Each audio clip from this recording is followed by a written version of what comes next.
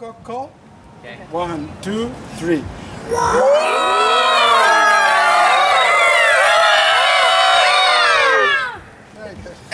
Here they come again. So my name is Elder, and I've been teaching a little bit all over the place. I was born in Portugal and started in Portugal, but now I'm traveling more so that I can learn about other places and other people. Welcome. So what I do, I try to do something different. So more of a creative education. Have you ever experimented doing a course where people use creative methods? Here? What methods were those? How did they manifest?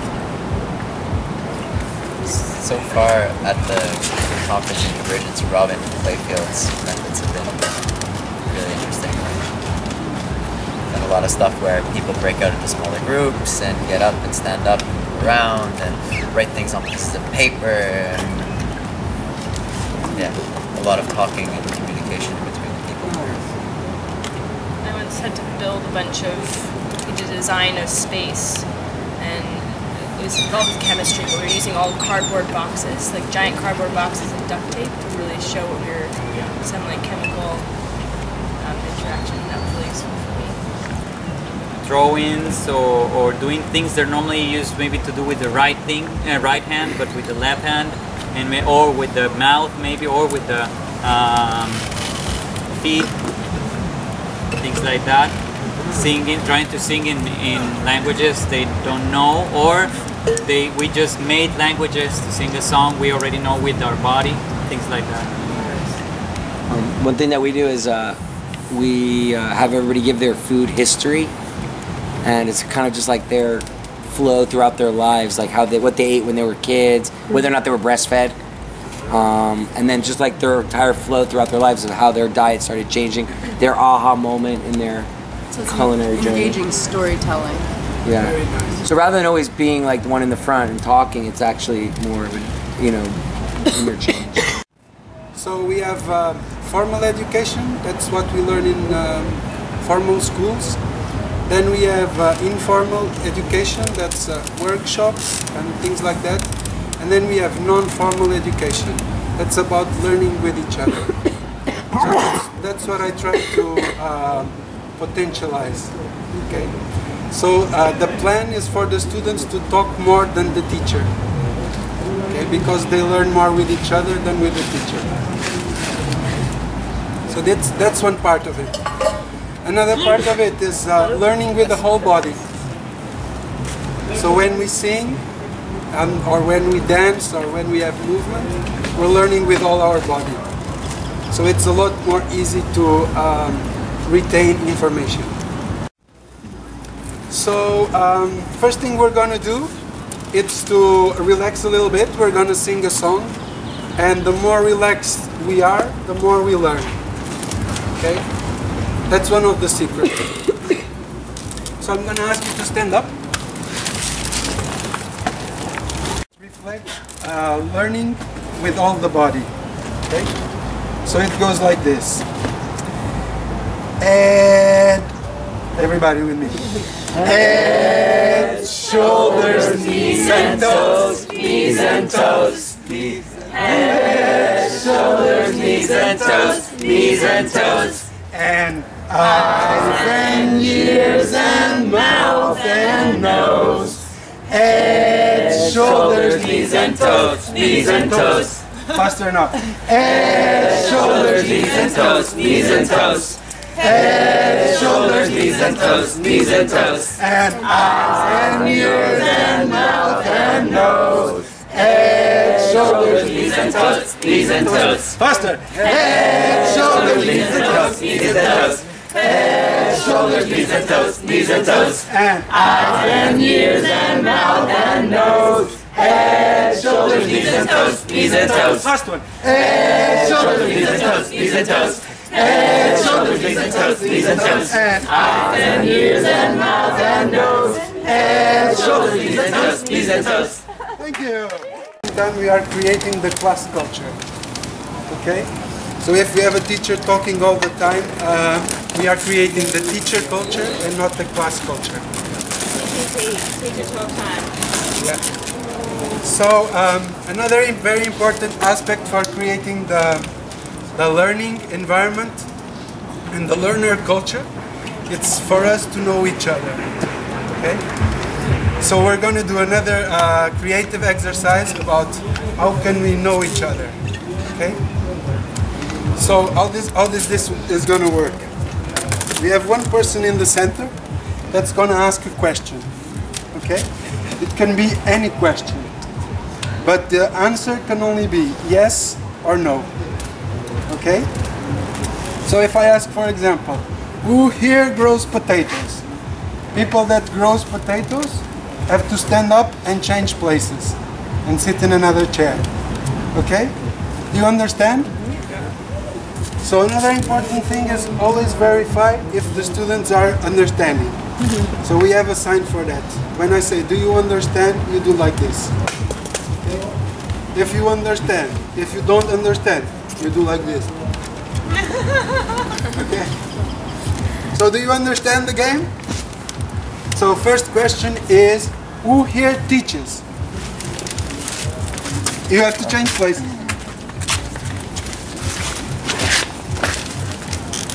Okay. Your turn to ask the question. It's always really bad thinking questions. Who here lives in the city?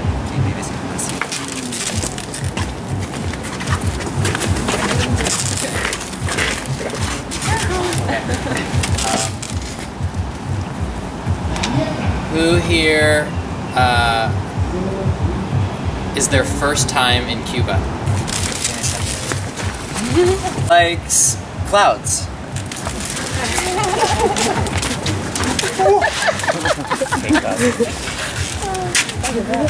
Who grows medicinal herbs?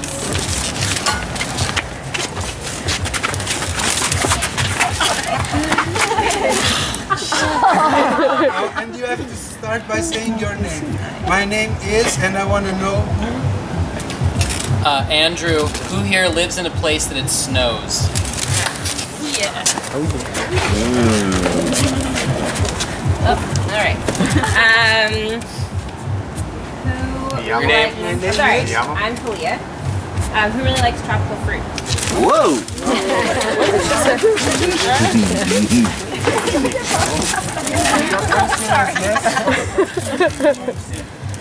Well, my name's Monique. I'm wearing one sock because I kicked a reef. Okay.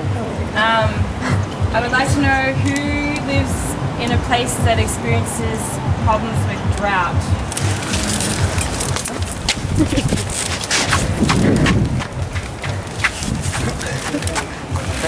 Who likes Monique's sock?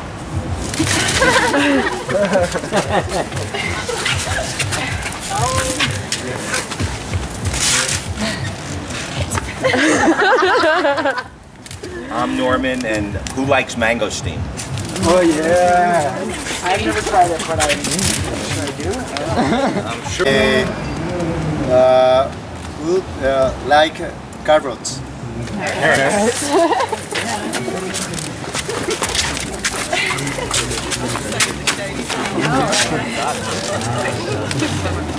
My name is Ariel. Who likes playing in the snow?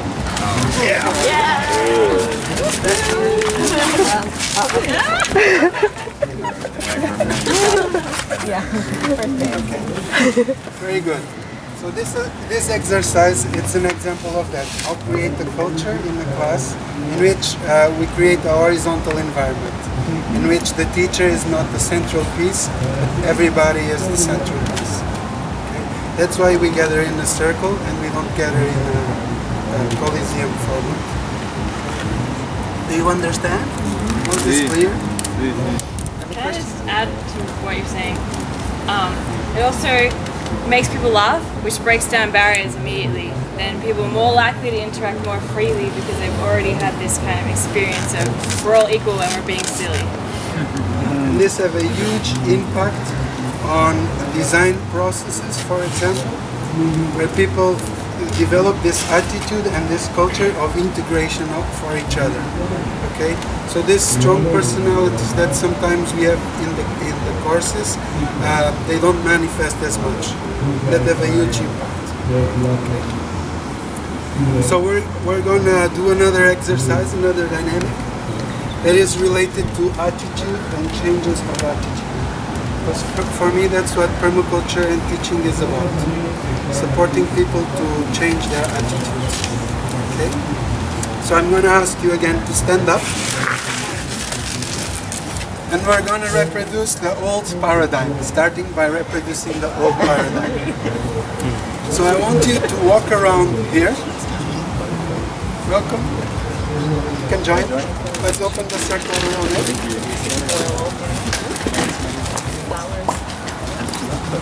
So what's your name? Josh. Everybody welcoming Josh. 1, 2, 3. Welcome Josh! Why did you came here? It's ready for a non-linear presentation that would kind of include me in it, so here we are. That's what you're going to be in for the right place, Josh. So this is a part of it. When you get someone new, you include it. Okay, you ask him to present himself so that it gets integrated. So now we're going to reproduce the whole paradigm. We are a society, and I'm going to ask you to walk around here, and you have to walk really fast and looking down. Okay? You have a new person coming. Let's open up the circle again. Thank you. So what's your name? Leo. Leo. Okay guys, 1, 2, 3. Welcome, Leo! So, why did you came here? So that I could learn about creative ways of communicating messages. Okay, thank you. This is the right place for that. That's good. So can someone explain to Leo and Josh what we're about to do now? We're going to walk around in this space with our head down. We're replicating the old paradigm. Being like businessmen. Very good. Fast. Wall Street. Looking down and walking fast. 1, 2, 3. Try to not touch each other, okay? Avoid touching. No? Pretend like you're in New York or something like that.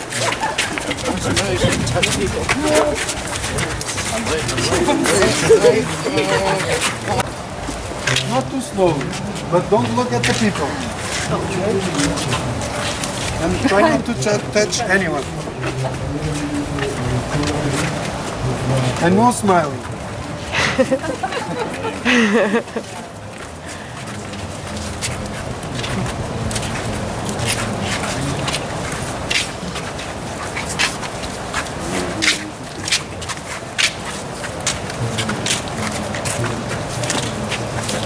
So now we're going to walk really slowly. And we're going to look each other in the eyes and we're going to smile. And relax your body. Relax your old body. We're living in a new paradigm. People call us lazy farmers.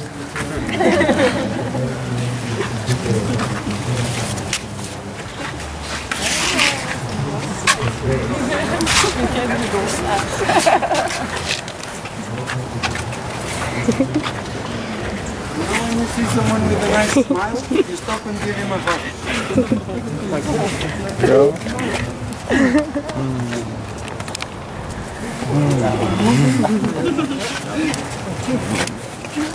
I'm not going to be very much walking anymore. We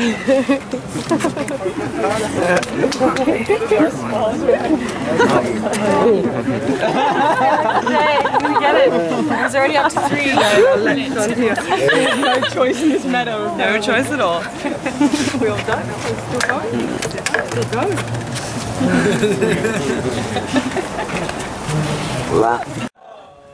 Gracias, gracias.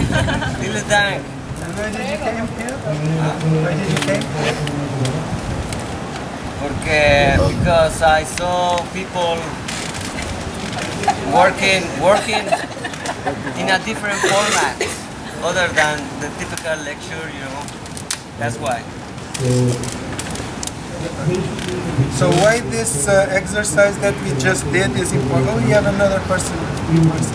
Here. Me? Yeah. No, I'm not new.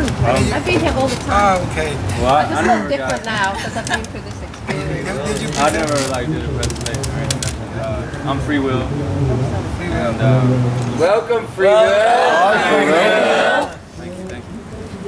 And I came over here for the same reason. I thought people were dancing at first. the movement, the physical is a part of it. So why is this exercise that we just did important? Endorphins. Serotonin. Serotonin. Very important. Again, it breaks down barriers. Breaking down barriers. Very important. Horizontal. Knowing where we're coming from to where we're trying to go. Where we want to go. We've lost it. A couple of us didn't know where actual seats were, and just go back to the original spots. I just felt like so into it. About actual setting. Something else? Just to connect at a deeper level. Ugly? Or that you smell bad?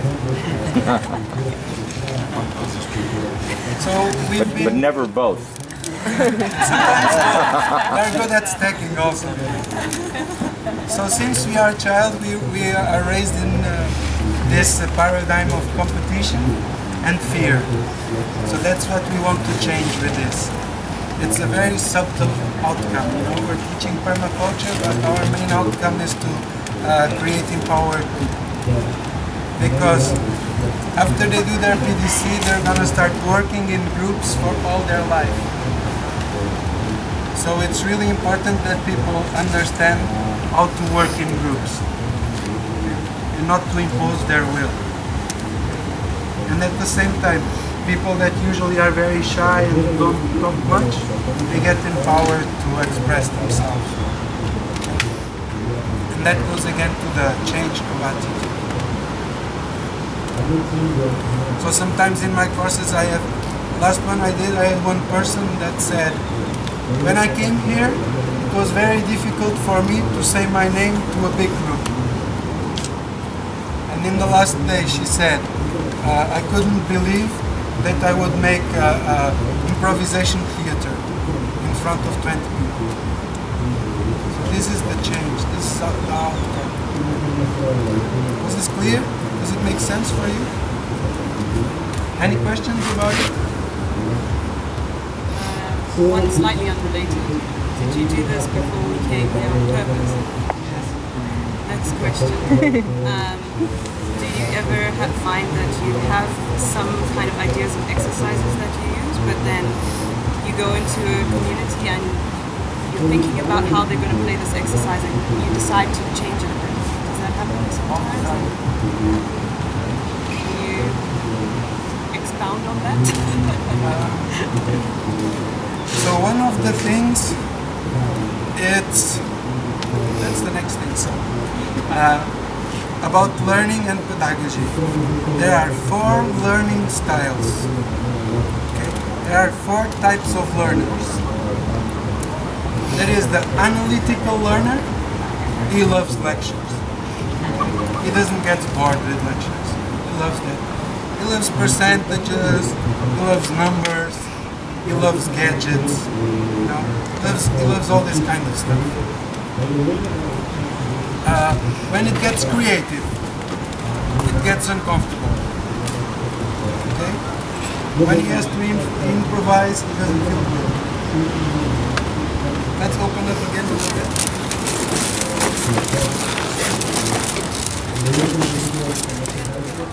Bienvenida. What's your name? Hiya. Okay, guys. 2, 3. Welcome, Maya. Why did you come here? En español. ¿Por qué has venido acá? Trabajo con niños y me gustaría... Okay. ¿Y comprendes lo inglés? Si quieres, siéntate aquí, yo te traduzco. Sí. Okay, so the people that need translation.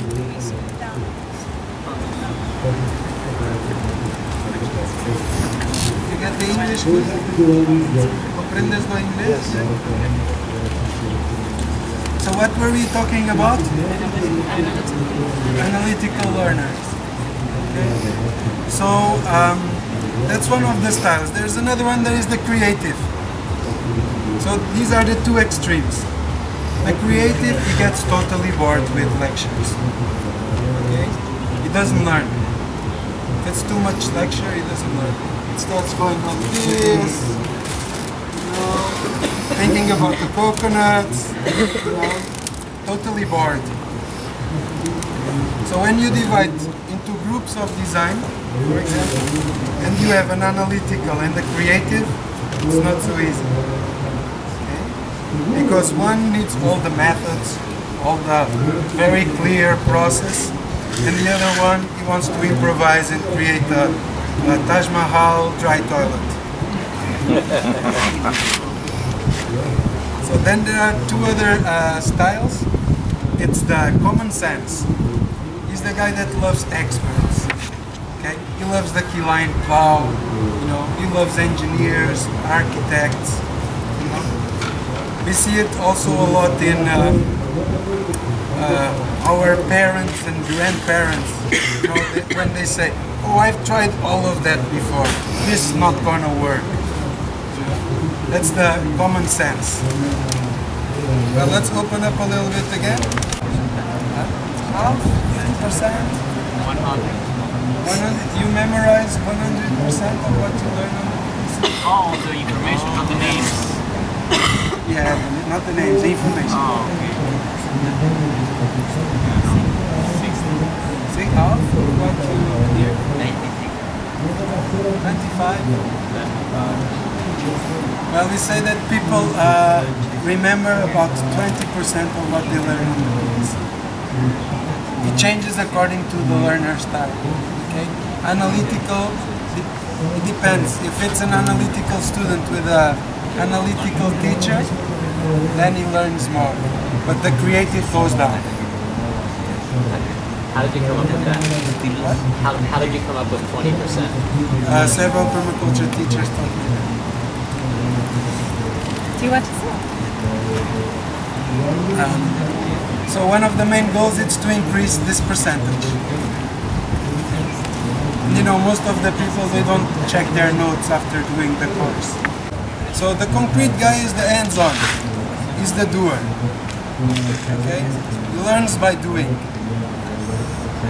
Same thing, if he gets with a creative guy that's just talking about this wonderful idea of creating the Taj Mahal dry toilet, he gets bored. He wants to do it right away.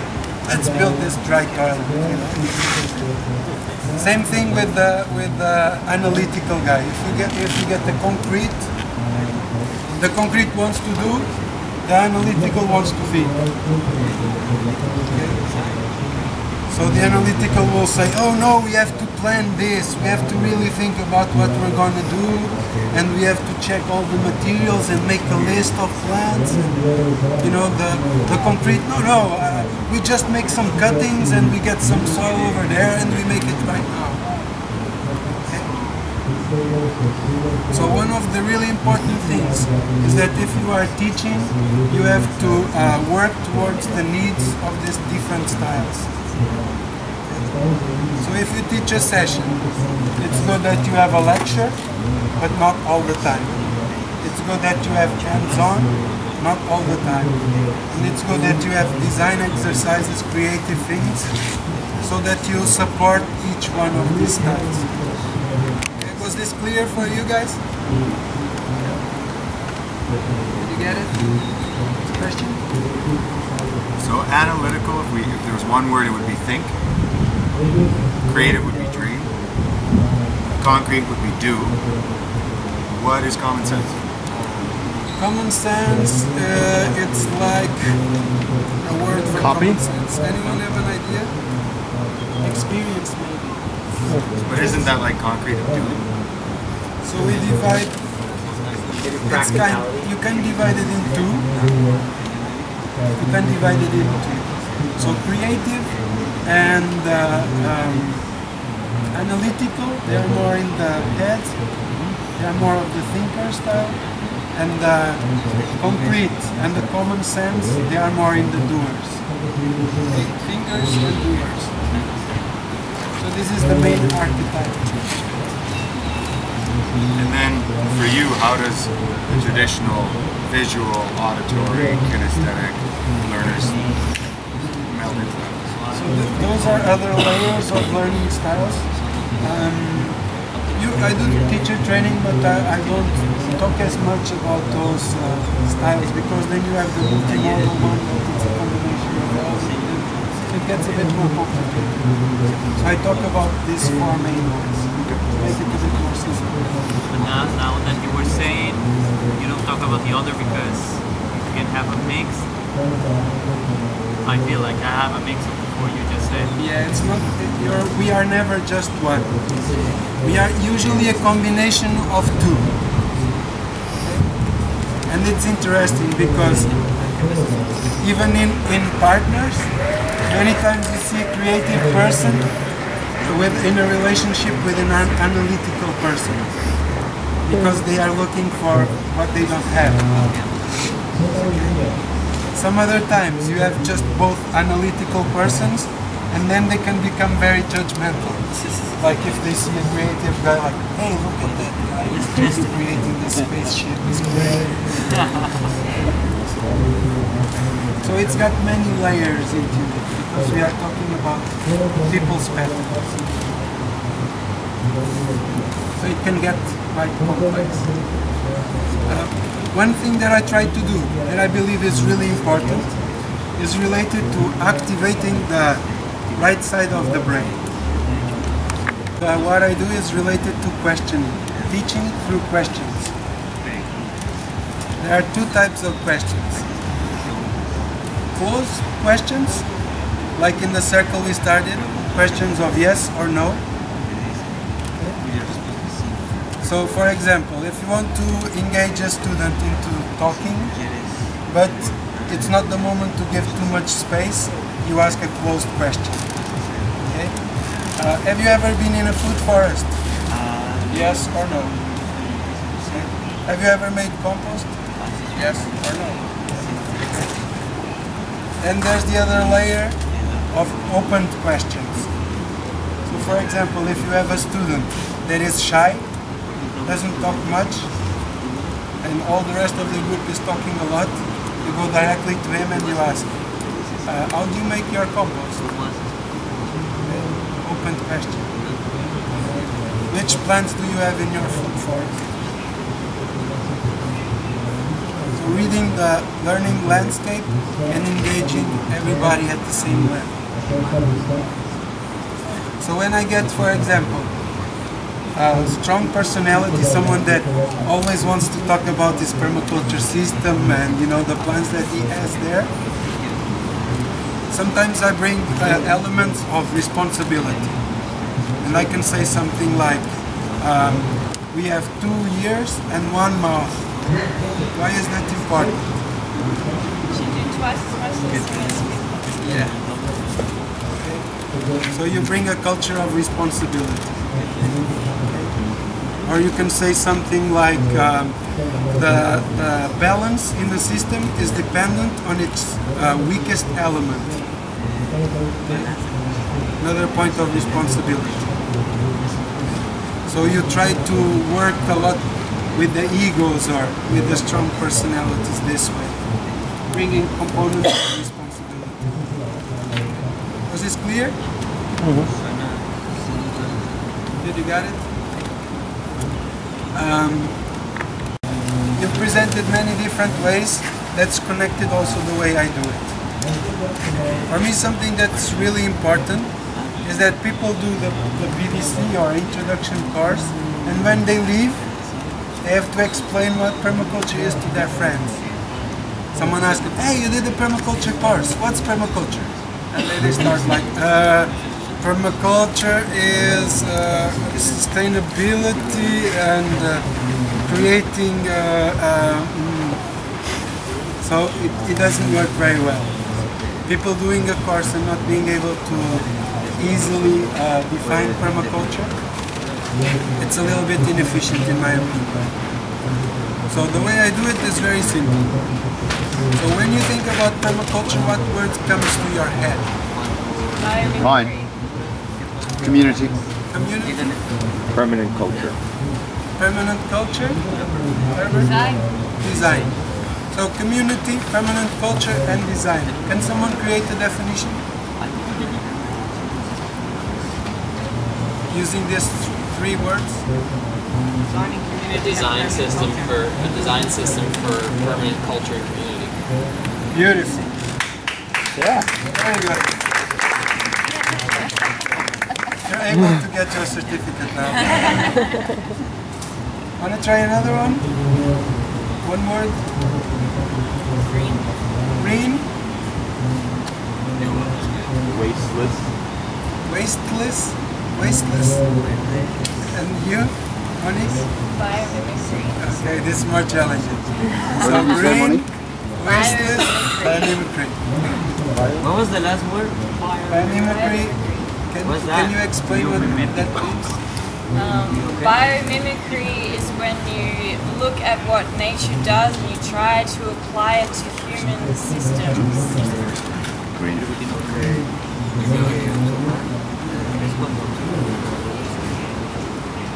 I forgot the three words. Green, biomimicry. Wasteless biomimicry definition. So it's quite simple in the end. Okay? But when we put our left side of the brain explaining to our friends, then it gets complicated. Or we end up with this huge list of words that make no sense. So simplify it. Make it more simple. If you are able to explain to a six-year-old child what's permaculture, then you got it. Okay, then you can start teaching.